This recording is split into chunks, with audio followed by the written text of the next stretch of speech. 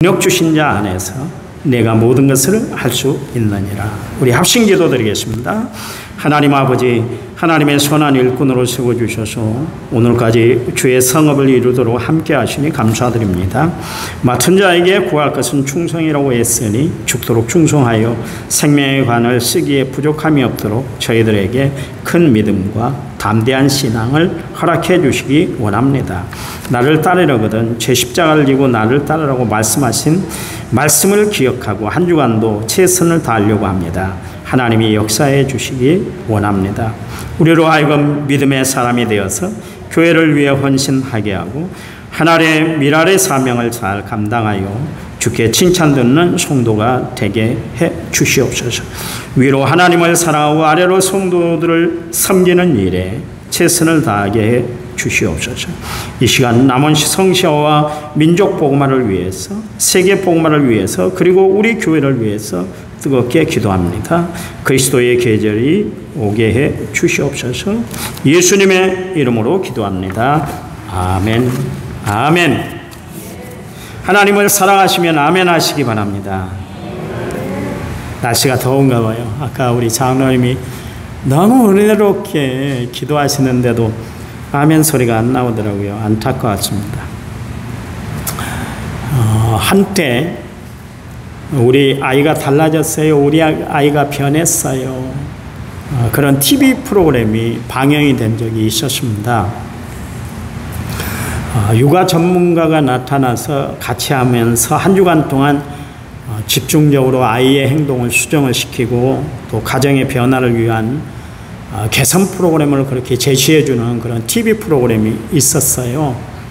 요즘도 오은영 박사라는 사람이 문제점이 있는 아이들의 그 상태를 다 파악해주고 또 개선책을 진단해주므로 그 아이의 그 잘못된 것을 이렇게 바로잡아주는 그런 프로그램이 참 유행이에요. 그래서 그분이 안 나오는 TV 프로그램이 없더라고요. 너무 갑자기 하루아침에 유명해졌던 것을 알 수가 있습니다.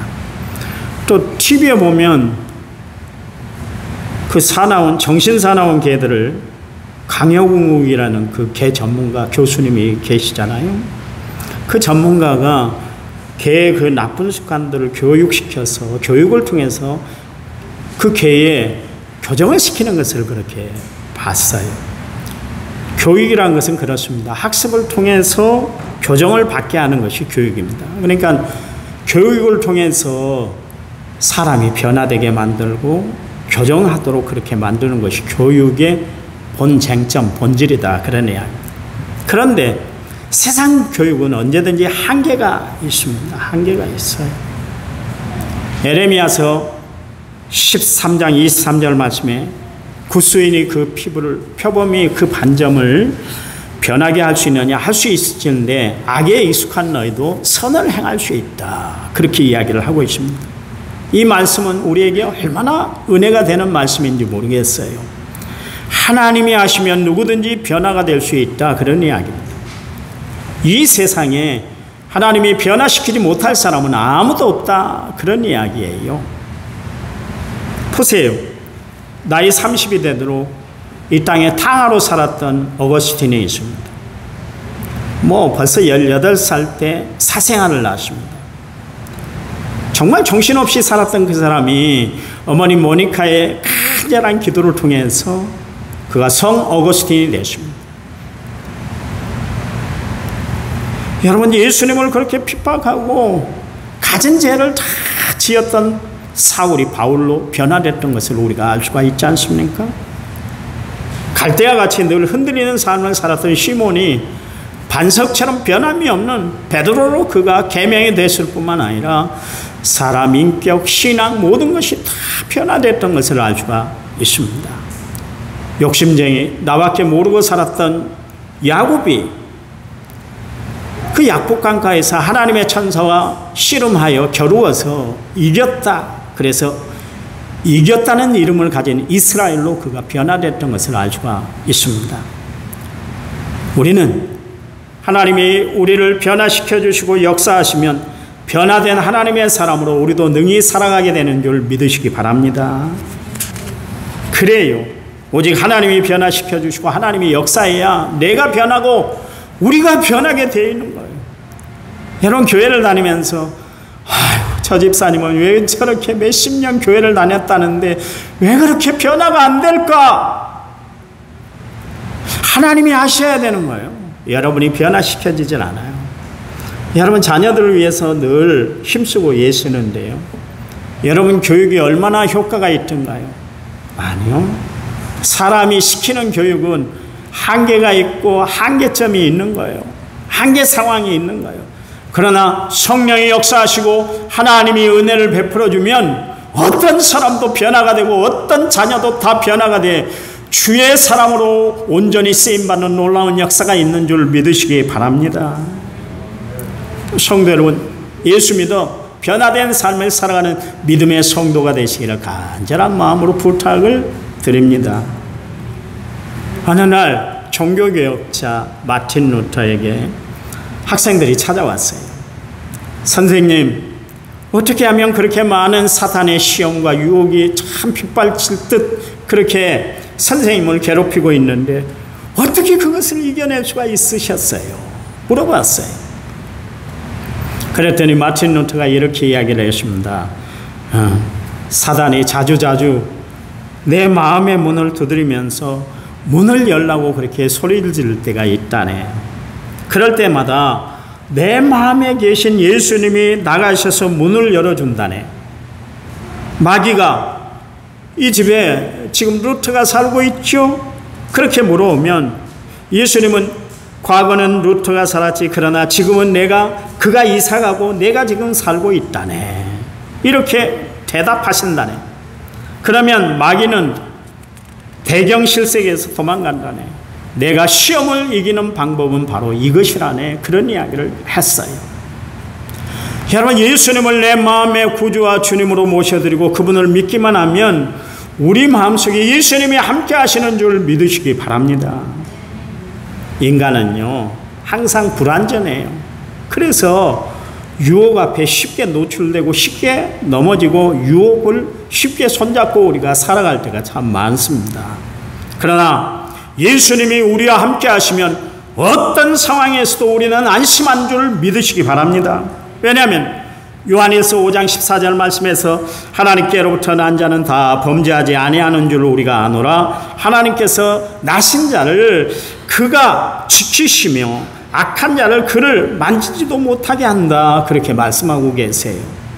여러분, 주님을 우리가 의지하고 살아가면 내가 하나님의 택한 백성, 하나님의 선택받은 주의 백성, 그래서 구원받은 주의 백성이 되면 마귀가 아무리 난리를 피운다 할지라도, 유혹해온다 할지라도 우리 주님이 대신 다 막아주시고 계신다, 그런 이야기요. 막아주신다, 그런 이야기예요. 여러분, 하나님은 우리를 늘 눈동자처럼 보호해 주시고 또한 함께 해 주시는 줄 믿으시기 바랍니다. 여러분, 하나님은 우리의 연약함을 탓하지 아니하시고 우리의 발이 시험의 그물에 넘어지지 않도록, 잡히지 않도록 하나님은 우리를 보호해 주세요. 새사냥꾼의 올무에서도 우리를 지켜주세요. 나에게 아무리 약한 부분이 있다 할지라도 걱정하지 마세요. 하나님, 나에게 이런 약한 부분이 있는데 하나님이 나를 붙잡아 주세요. 하나님이 대신 지켜주실 줄 믿습니다. 기도하면 하나님이 내 마음, 내 생각, 내 발걸음, 내 손길까지도 하나님이 다 지켜주시고 보장해 주시고 보호해 주시는 줄 아시기 바랍니다. 아무리 마귀 사탄이 우는 사자처럼 나에게 덤벼든다 할지라도, 나를 쓸어 넘어뜨린다 할지라도 하나님의 손에 붙들리게만 하면 쓰러지지 않는 줄 믿으시기 바랍니다. 할렐루야. 우리가 오늘 본문을 읽었는데 너희는 그 은혜에 은하여 믿음으로 말미암아 구원을 받았으니 이것이 너희에게서 난 것이 아니고 하나님의 선물이라. 행위에서 난 것이 아니니 이는 누구든지 자랑하지 못하게 하려 함이다. 그렇게 말씀하고 계시잖아요. 성도 여러분, 우리가 예수를 믿음으로 말미암아 구원 얻었다. 이것은 하나님이 주시는 선물이에요. 선물은 대가 없이 받는 것이 대가 없이 받는 거예요. 그렇잖아요. 여러분, 선물을 돈 주고 사는 사람이 어디 있어요? 아니요. 선물은 그냥 받는 거예요. 그러므로 우리가 예수를 믿고 구원 얻다고 해서 그 믿음이 나의 결심이나 결단, 내게 있는 믿음이 좋은 성품이나 성격대로 그렇게 되는 것이 전혀 아니다. 그런 이야기입니다. 하나님의 은혜로 말미암아 내가 믿음으로 구원 얻는 줄 믿으시기 바랍니다. 그래서 오늘 본문을 현대어 성경에는 이렇게 이야기합니다. 하나님의 은혜로 여러분은 그리스도를 믿어 구원을 받았습니다. 그것은 하나님의 힘으로 된 것이 아니라 하나님의 선물입니다. 그것은 우리의 선행으로 된 것이 아니므로 아무도 자랑할 수 없습니다. 그렇게 이야기를 하고 있어요. 성경에 데살로니가후서 3장 2절 말씀에 이런 말씀이 있습니다. 또한 우리를 부당하고 악한 사람들에게서 건져주시옵소서 하라. 믿음은 모든 사람들의 것이 아니다. 그러십니다. 이 말씀을 잘 들어야 돼요. 믿음은 모든 사람들의 것이 아니다. 그러십니다. 여러분 봐보세요. 그 좋은 은혜의 말씀, 생명을 살리는 말씀을 제시하는데도 불구하고 사람들이 다 예수를 믿는 것이 아니요. 끝까지 예수 믿기를 거절하는 분들도 봤어요. 끝까지 나는 예수 안 믿어요. 예수 믿을 필요 없어요. 나를 믿지 예수를 믿어요. 세상에 믿을 것이 없어서 예수를 믿습니까? 그렇게 이야기하는 사람들을 많이 봤어요. 그런데 봐보세요. 그 많은 사람들 가운데 내가 예수 믿고 구원받았다는 것은 하나님의 은혜예요. 하나님이 나에게 내려주신 하나님의 특별한 선물인 줄 믿으시기 바랍니다. 성경에 가장 많이 나오고 있는 단어가 은혜라는 단어인데요. 신약 성경에 거의 150번 나오고 있습니다. 그런데 성경뿐만 아니라 영어를 사용하는 영어권에서는 이 은혜라는 단어를 많이 사용하고 있습니다. 신하들이 왕을 부를 때 폐하 그러잖아요. 폐하를 영어로 Your Grace 그렇게 이야기합니다. 무슨 이야기냐면 왕이 은혜를 베풀어 주기 때문에 폐하 그러면 Your Grace 그렇게 이야기를 합니다. 학교에서 어떤 과목을 수강을 했는데 면제를 받을 때 Receive a Grace 그렇게 이야기를 합니다. 대통령이 사면령을 발표를 해서 제수를 풀어줄 때 그 사면령을 영어로 뭐라고 하냐면 Act of Grace 그렇게 이야기를 하고 있습니다. 사면이 은혜이니까 그렇죠. 신용대출기관이 어느 일정 기간 동안 고객들에게 지불 유예 기간을 줄 때 그때 쓰는 단어도 역시 마찬가지로 Grace, Period 그렇게 이야기를 합니다. 봐주는 것이 은혜이기 때문에 그렇습니다. 이처럼 은혜는 성경에만 나오는 말이 아니라 우리의 모든 삶에 영향을 끼치고 있는 것이 은혜라는 단어예요. 문제는 은혜라는 단어를 아는 것이 중요한 것이 아니라 은혜 안에 사는 것이 중요하다 그런 이야기예요. 여러분 하나님의 은혜가 깊다는 것을 모르는 사람이 어디 있어요? 그런데도 불구하고 하나님의 은혜를 누리지 못하고 살아가는 성도들이 오히려 더 많습니다. 하나님의 은혜를 받아야 세상을 승리하며 살아간다는 것을 다 알아요. 그런데도 불구하고 하나님의 은혜를 얻지 못하고 세상을 늘 원망과 불평 가운데 살아가는 사람들이 더 많다는 사실이에요. 그래서 브레넨 매닝이라는 사람이 그런 이야기를 했어요. 오늘날 그리스도인들은 은혜를 많이 말하지만 사실은 은혜를 부인하고 살아가고 있다. 말로는 은혜를 말하지만 삶에는 전혀 은혜하고는 상관없이 멀리 떨어진 삶을 살아가고 있다. 그런 이야기를 했습니다. 여러분 그러니까 우리가 은혜를 안다는 것 또 은혜를 우리가 누리고 산다는 것 은혜 안에 산다는 것은 서로가 다르다는 것을 우리가 분명히 알 수가 있습니다. 여러분 이 땅에 많은 종교들이 있잖아요. 그 주장하는 바들이 다 다를 것 같지만 사실은 공통점이 있습니다. 그건 뭐냐면 사람들의 행위, 사람들의 노력으로 인해서 마음의 평안을 얻고 구원에 이를 수 있다. 그렇게 이야기를 합니다. 유대교는 율법을 잘 지켜야만 은혜가 임하고 구원에 이른다. 그렇게 이야기합니다. 불교는 여러분이 잘 아신 바처럼 참선이나 선행이나 고행을 통해서 구원, 열반에 이른다. 그렇게 이야기를 하고 있습니다. 이슬람교 역시 마찬가지로 율법을 잘 지켜야 구원에 이른다. 그렇게 이야기를 합니다. 힌두교는 업보를 이야기하고 심지어 천리교와 미신까지도 정성을 강조하여 행위를 그렇게 나타내고 있습니다. 다 같은 뿌리에서 나왔다. 그런 이야기예요. 말하는 것은 뭐 각자 틀린 이야기를 하는 것 같지만 중심 사상 다 똑같아요. 하나님이 주시는 구원의 길, 복음을 거부하고 자신들의 행위, 노력으로 무엇인가를 이루려고 합니다. 그들의 생각은 분명해요. 행위와 겉모습을 보기 때문에 서로 비교함으로 구원을 말합니다.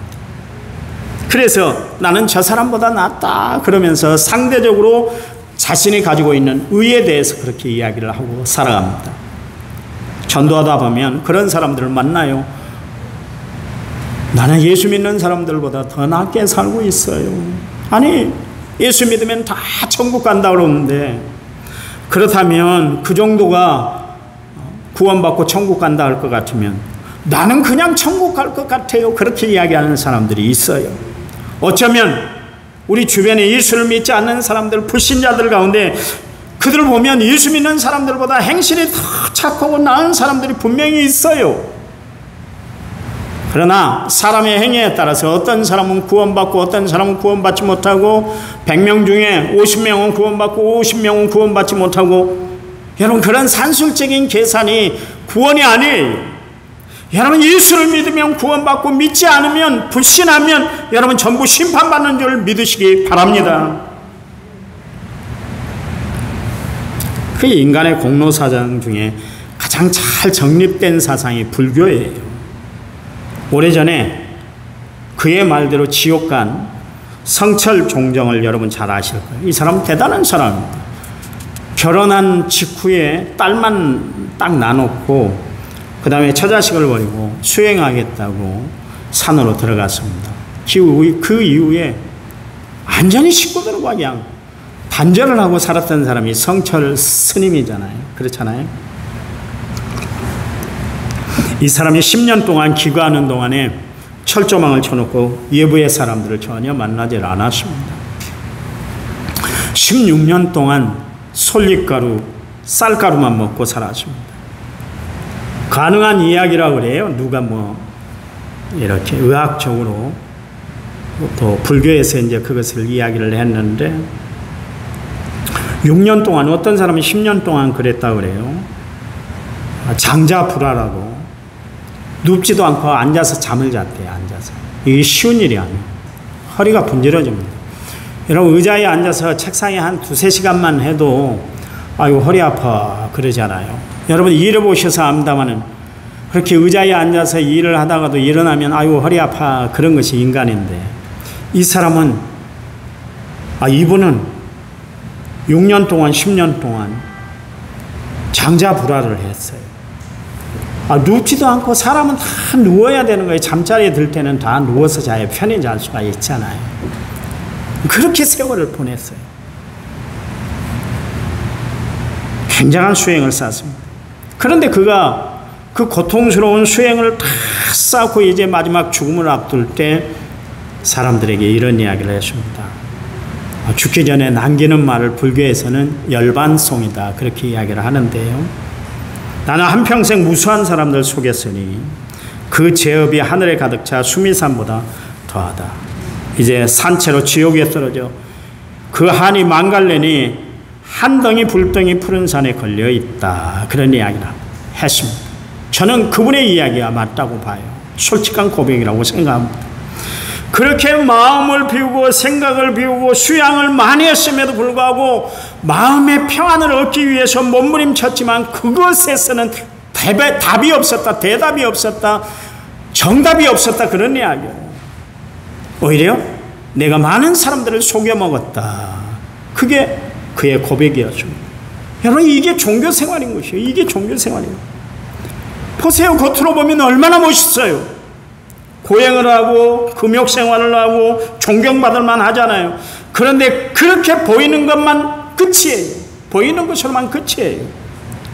종교생활을 통해서 여러분이 인간의 근본적인 문제인 사단과 죽음의 문제를 절대로 해결할 수 없습니다. 구원받는 길은 오직 예수님밖에 없는 줄 믿으시기 바랍니다. 하나님이 우리에게 주신 최고의 복음이 뭐예요? 바로 예수 그리스도인 줄 믿으시기 바랍니다. 여러분 사람을 믿지 마세요. 예수님을 믿으세요. 목사도 믿지 마요. 늘 이야기합니다만 우리 교회만 구원이 있다 그래서 우리 교회로만 와야 구원받는다. 택도 없는 이야기요. 교회가 뭐 어떻게 구원을 해요? 주님이 말씀하실 때 교회는 어떤 것이에요? 만민이 기도하는 집이지 구원의 방주는 되겠지만 구원의 원형은 아니에요. 진정한 구원은 예수 그리스도인 줄을 믿으시기 바랍니다. 예수님밖에 나를 구원할 분은 이 세상에 아무도 없어요. 속지 마요. 어떤 인간이 내가 구원자다 나를 따르라, 여러분 믿지 마세요. 우리 교회만 구원이 있다고 이야기하는 그런 잘못된 교리에도 빠지지 마세요. 우리 교회는요, 그런 분들이 많이 있었어요. 구원파에 빠졌다가 이단에 빠졌다가 교회에 오신 분들이 있어요. 잘 오신 거예요. 잘 오신 거예요. 거기는 쳐다볼 것도 없어요. 여러분, 베드로가 사도행전 4장 12절 말씀에 다른 이로서는 구원을 받을 수 없나니 천하 인간의 구원받을 만한 다른 이름을 우리에게 주신 일이 없다 그랬잖아요. 구원받는 것은 오직 예수님밖에 없다. 베드로가 그렇게 우리에게 이야기를 하고 있어요. 바울도 우리가 구원받는 조건이 예수를 믿기만 하면 구원받는다 말씀하고 계시잖아요. 그래서 빌립보 감옥을 지키고 있던 그 간수에게 여러분 바울이 뭐라고 그랬어요? 사도행전 16장 31절 말씀에 주 예수를 믿으라 그리하면 너와 내 집이 구원을 얻는다 그랬잖아요. 여러분, 바울이 가장 복음을 전하면서 하나님의 일을 하면서 가장 기뻤던 때가 언제였냐면 자기가 깨달은 주의 복음, 예수를 믿으면 천국 백성이 된다는 이 진리를 열심히 교인들에게 전할 때 교인들이 아멘하고 그 말을 받아들였을 때 그는 더없이 기쁨이고 보람을 느꼈었어요. 그런데 바울이 가장 힘들었던 때가 언제였냐면 그 교회를 떠나 다른 지역에 가서 복음을 증거할 때 그 전해오는 소식에 의하면 그들이 거짓 교사들의 말을 듣고 다시 이전으로 다시 돌아가 버렸다. 그런 이야기를 들었을 때 바울은 힘이 쭉 빠지고 말았던 것을 알 수가 있습니다. 그 거짓 교사들이 뭐라고 이야기했냐면 예수 믿는 것으로만 구원받는 것이 아니야 행위로 구원받는다. 그 말에 그들이 현혹이 돼버렸어요. 그때 바울이 열심히 복음을 증거했는데 다시 율법의 생활로 돌아간 그 교인들을 바라보면서 바울은 가슴이 아팠다, 그런 이야기입니다. 여러분 아시기 바랍니다. 우리의 구원은 예수를 믿음으로 얻는 것을 분명히 아시고 신앙생활에 나가는 성도들이 되시기를 간절한 마음으로 부탁을 드립니다. 그렇다면 이 말씀을 들으면 또한 우리의 신앙의 근간이 흔들릴 수가 있단 말이죠. 여러분 야고보서를 보시면 압니다. 야고보서는 예수님의 형제였던 야고보입니다. 예수님의 제자 야고보 아니고 예수님의 형제, 그러니까 예수님의 동생이었던 야고보가 기록한 말씀이 야고보서인데요. 야고보서 2장에 보니까 야고보가 무슨 이야기를 했냐면 행함이 없는 믿음은 죽은 믿음이다 그랬어요. 그럼 바울이 우리가 예수를 믿기만 하면 구원 얻는다 그랬는데 그에 반해서 야고보 사도는 행함이 없는 믿음은 구원을 받지 못한다, 죽은 믿음이다 그랬는데 이게 서로가 그러면 부딪히는 그런 교리입니까? 그렇게 우리가 이해하기가 쉬워요. 정답은 아니에요. 여러분 우리가 구원 얻는 조건은 예수를 믿음으로 구원 얻는 줄 믿으시기 바랍니다. 이거는 어느 누구도 흔들 수 없는 거예요. 구원의 불변의 조건이에요. 우리가 하나님의 은혜로 구원받은 주의 자녀가 됐으면 반드시 그 구원받은 표시가 나타나야 되는데 그것이 바로 행함으로 나타난다, 그런 이야기. 행함은 여러분 우리의 구원의 조건이 아니에요. 여러분 행함은 우리가 구원받은 사람이라면 당연히 그것이 나타나야 된다, 그런 이야기예요. 여러분 그래요. 우리가 예수를 믿기 전에 어떤 삶을 살았습니까? 육체의 소욕, 육체의 욕심에 따라 우리가 살았잖아요. 그래서 갈라디아서 5장 19절에서 21절 말씀에 보면 육체의 소욕을 따라 살아가는 사람들의 모습을 거기 표현하고 있는데 육체의 일은 분명하니 곧 음행과 더러운 것과 호색과 우상숭배와 주술과 원수 맺는 것과 분쟁과 시기와 분냉과 당짓는 것과 분열함과 이단과 투기와 술취함과 방탕함과 또 그와 같은 것들이라. 전에 너희에게 징계한 것 같이 경계하노니 이런 일을 하는 자들은 하나님의 나라를 유업으로 받지 못한다 그랬습니다. 여러분 방금 갈라디아서 5장 19절에서 21절 말씀에 나온 이 삶은 우리가 예수 믿기 전에 가지고 있었던 삶의 모습이다, 그런 이야기예요. 그런데 이런 사람들은 하나님의 나라를 유업으로 받지 못한다 그랬습니다. 열매가 정상적이지를 못한다, 그런 이야기입니다. 여러분, 예수 믿는 사람들에게 반드시 열매가 나타나야 되는데 성령의 열매 맺고 살아가야 합니다. 왜냐하면 내 안에 계신 성령이 열매 맺도록 역사하시기 때문에 그래요. 그래서 갈라디아서 5장 22절 23절 말씀에 오직 성령의 열매는 사랑과 희락과 화평과 오래 참음과 자비와 양성과 충성과 온유와 절제니 이 같은 것을 금지할 법이 없다 그랬잖아요. 내 안에 성령이 계시고 내가 철저히 말씀의 지배를 받고 살아간다면 성령의 열매가 당연히 열매 맺어야 된다, 그런 이야기예요. 여러분, 에베소서 5장 8절 말씀에 너희가 전에는 어둠이더니 이제는 주 안에 빛이다. 그러면서 9절 말씀에 빛의 열매는 착함과 의로움과 진실함이다 그랬습니다. 여러분, 우리가 착하게 산다고 해서 구원받는 거 아니에요. 여러분, 우리가 의롭게 산다고 해서 구원받는 것이 아니에요. 우리가 진실하게 산다고 해서 구원을 받는 것이 아니라 예수 믿어 구원받은 삶 가운데 여러분, 착함과 의로움과 진실함이 열매 맺게 돼 있다, 그런 이야기예요. 우리는 그렇죠, 예수 믿으면 착하게 살아야 돼. 아침에 새벽에도 제가 바나바 이야기하면서 예수 믿는 사람들은 착하게 살아야 됩니다 이야기는 했죠. 그런데 착하게 산다고 해서 구원받는 것이 아니에요. 여러분, 예수 믿지 않는 사람들 가운데도 착한 사람들이 얼마나 많은지 몰라요. 이름도 없이 빛도 없이 봉사하고 헌신하고 아름답게 일하는 사람들이 더 많아요. 여러분보다 더 바르게 살아가는 사람들도 많아요. 그런데 그것이 구원의 조건은 아니에요. 여러분, 나무의 상태를 볼 때 여러분, 나무의 상태는 무엇으로 알 수 있습니까? 열매를 얼마나 많이 맺는가. 가시수를 심는 이유는 뭡니까? 관상용이 아니잖아요. 제목이 아니잖아요. 그거는 과실수잖아요. 가시수는 어떻게 돼요? 심으면 열매를 맺게 돼 있는 거예요.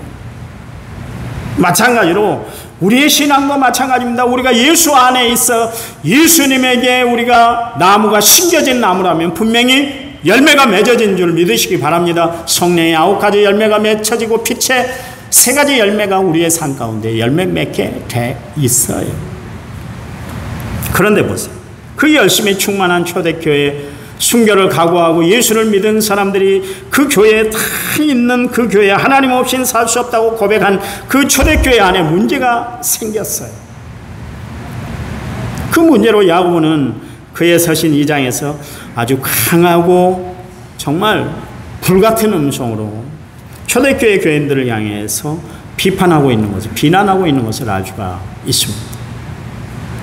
내 형제들아, 영광의 주 곧 우리 주 예수에 대해서 믿음을 너희가 가졌으니 사람을 차별하여 대하지 말라. 만일 너희 해당에 금가락지를 끼고 아름다운 옷을 입은 사람이 들어오고 또 남루한 옷을 입은 가난한 사람이 들어올 때 너희가 아름다운 옷을 입은 자를 눈여겨보고 말하되 여기 좋은 자리에 앉으소서 하고 또 가난한 자에게 말하되 너는 거기 서 있든지 내 발등상 아래 앉으라 하면 너희끼리 서로 차별하며 악한 생각으로 판단하는 자가 되는 것이 아니냐 그랬어요. 그러니까 믿음이 좋다는 그 초대교회 안에 이런 일이 벌어지고 있었다, 그런 이야기예요. 무슨 이야기냐면 사람이 교회를 오는데 돈 좀 있어 보이고 외모가 좀 화려한 그런 사람들을 치장하고 온 사람 보면 그 사람에게 교인들이 달라들어서 각종 아양을 다 부린다는 거예요. 그러면서 앞자리에 앉으세요. 어떻게 오셨어요? 잘 오셨어요? 그러면서 별친절을 다 베풀더라, 그런 이야기예요. 그런데 돈이 없이 보이는 사람, 행색이 참 초라해 보이는 사람이 오면 어디서 앉든지 그냥 내 발등상에 앉든지 내 옆에 서서 예배를 드든지 마음대로 해, 신경도 안 쓰고 불친절하게 대하고 얼굴빛이 그렇게 달라진다면 그 믿음이 도대체 구원받는 믿음이냐, 그 이야기. 그런 믿음은 구원받은 하나님의 자녀의 모습이 아니다. 야고보 사도가 지금 그 이야기를 하고 있는 거예요. 그건 예수 잘못 믿는 것이고 그 마음에 예수가 없기 때문에 그렇다, 그런 이야기. 그러니까 쉽게 말해서 당신들 예수 믿으라고 그랬는데 그렇게 믿으라고 예수 믿으라고 그랬어? 그런 이야기도 마찬가지입니다. 예전에 아이들이 잘못하면 네 부모가 누구야? 네 부모가 그렇게 가르치던 그런 이야기하고 똑같은 내용이에요. 그러면서 계속해서 야고보서 2장 14절 20절 말씀에 내 형제들아 만일 사람이 믿음이 있노라고 행함이 없으면 무슨 유익이 있으리요 그 믿음이 능히 자기를 구원하겠느냐 만일 형제나 자매가 헐벗고 일용할 양식이 없는데 너희 중에 누구든지 그에게 이르되 평안히 가라 덥게 하라 배부르게 하라 하며 그 몸에 쓸 것을 주지 아니하면 무슨 유익이 있으리요 이와 같이 행함이 없는 믿음은 그 자체가 죽은 것이라. 어떤 사람은 말하기를 너는 믿음이 있고 나는 행함이 있으니 행함이 없는 내 믿음을 내게 보이라. 나는 행함으로 내 믿음을 내게 보이리라 하리라.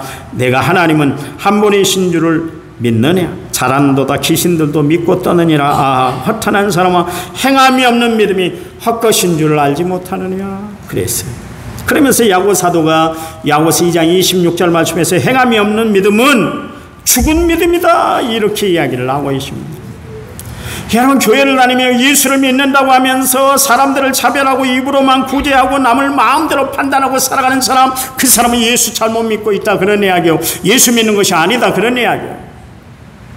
야고보 사도가 가만히 보니까 교회 안에 나는 믿음으로 구원 얻었어요 하나님의 은혜가 좋아요 그래놓고 딴짓하고 있는 교인들을 보니까 속에서 막 불이 난 거예요. 그래서 당신들 그따위로 예수 믿지 마라. 그 믿음은 죽은 믿음이야. 천국 가지 못할 죽은 믿음이야. 아무 짤데기 없는 믿음이야. 그런 이야기예요. 여러분 야고보 사도가 이야기한 것은 다른 거 아니에요. 우리가 행해야만 구원 얻는 것이 아니라 예수를 당연히 응당 믿고 구원 얻는 사람이라면 행함의 열매가 나타나야 된다 그런 이야기예요. 예수 믿으면서 여전히 집에 가서 할 소리 다 하고 신경질 부릴 것 다 부리고 부부싸움 하면 자식들에게 그냥 그것 풀이해버리고 늘 교만하고 예수 믿으면서도 전혀 겸손한 모습을 볼 수가 없고 하나님을 믿는데 봐보니까 언어 표현도 세상 사람들보다 더 못하게 이야기를 하고 미워하면 끝까지 미워하고 내 눈에 흙이 들어올 때도 흙이 들어오도록 내가 미워할 거야. 풀지도 않고. 이런 사람은 예수 믿는 것이 아니다 그런 이야기고 그 이야기를 지금 야고보 사도가 이야기를 하는 거예요. 여러분 구원받았으면 구원받은 표시를 내고 살아가는 성도들이 되시기 바랍니다. 내 안에 기쁨이 있으면 내 밖으로 은혜로운 모습이 막 표현이 돼야 돼요. 얼굴에 쓰여져 있어야 돼. 나는 예수 믿는 사람이에요. 내적인 충만이 외적인 자존심과 겸손함으로 드러나고 살아가는 성도들이 되시기를 간절한 말로 부탁을 드립니다. 그래서 여러분에게 결론으로 말씀드리는데 바울이 말한 믿음으로 구원 얻는 교리하고 야고보가 행함으로 구원 얻는 것이다. 이 이야기는 똑같은 이야기예요. 여러분 내가 어떻게 해서 예수를 믿었어요? 내가 어떻게 해서 주를 믿게 됐어요? 하나님의 은혜 아닙니까? 세상 종교, 여러분 불교, 유교를 봐보세요. 얼마나 고상한 종교인지 몰라요.